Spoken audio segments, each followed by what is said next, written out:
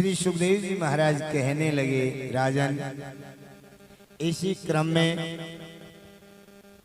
एक अजामिल की कहानी आती है।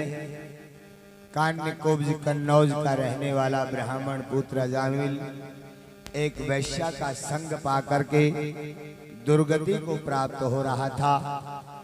संत का शरणा लेकर के संत के आशीर्वाद से नारायण नाम मिला और नारायण नाम भाव कुभाव अनख आलस हूँ, नाम जपत मंगल दिशि दस हूँ।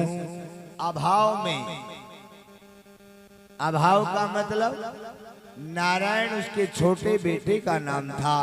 यम के दूत लेने आए और मारे भय के अजामिल नारायण बेटे को पुकारने लगा, आओ नारायण, कहाँ हो नारायण, जल्दी आओ नारायण, नारायण नारायण बचाओ नारायण, आओ नारायण।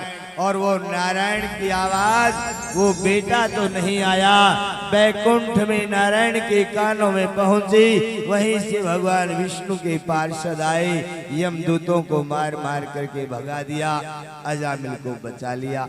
अजामिल ने सोचा भय के मारे नाम लिया तो भी परिणाम तो अच्छा ही मिला। अब अजामिल 88 वर्ष की उम्र हो चुकी थी। हरिद्वार में जाकर के भगवान का भजन करते करते उसने सोचा, जो भय से नाम लेने से भी कल्याण हो जाता है, जो भाव से नाम लूंगा तो उसका कितना फल मिलेगा, ये मान करके भगवान का भजन करते करते ब्रह्मलीन हो गए। सुखदेव जी इसी क्रम में बता रहे हैं।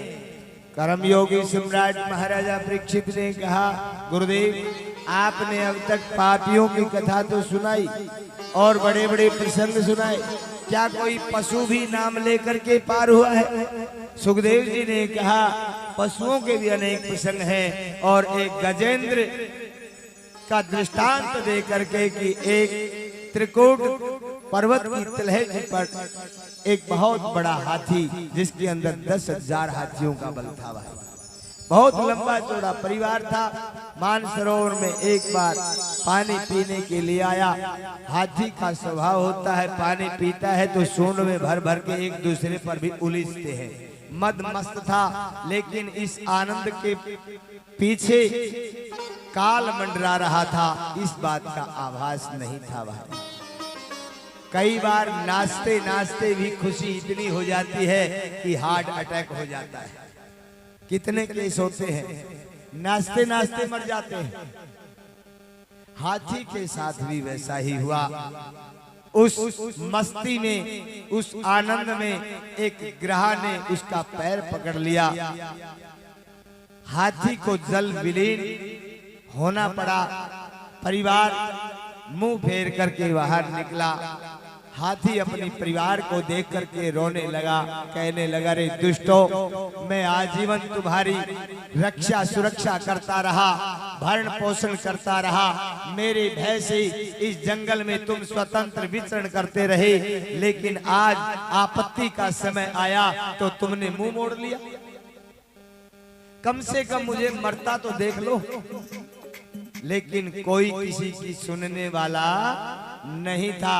सबको अपने प्राण अच्छे लगते हैं, लेकिन हाथी ने सोचा इस संसार में कोई किसी का नहीं है, अगर है तो एकमात्र भगवान है। भगवान नारायण को पुकारा, आते देर न लगी। वहीं से सुदर्शन चक्र ने पहले हाथी का जो पैर पकड़ा हुआ ग्रह था, ग्रह के 2 टूक हुए, उसको मुक्त किया। फिर हाथी का सूंड पकड़ा, हाथी को मुक्त किया। इस प्रकार से सुखदेव जी कहने लगे, राजन, जो भगवान के भक्त होते हैं और उन भक्तों के जो चरण पकड़ते हैं, भगवान पहले उन भक्तों की कामना को पूर्ण करते हैं।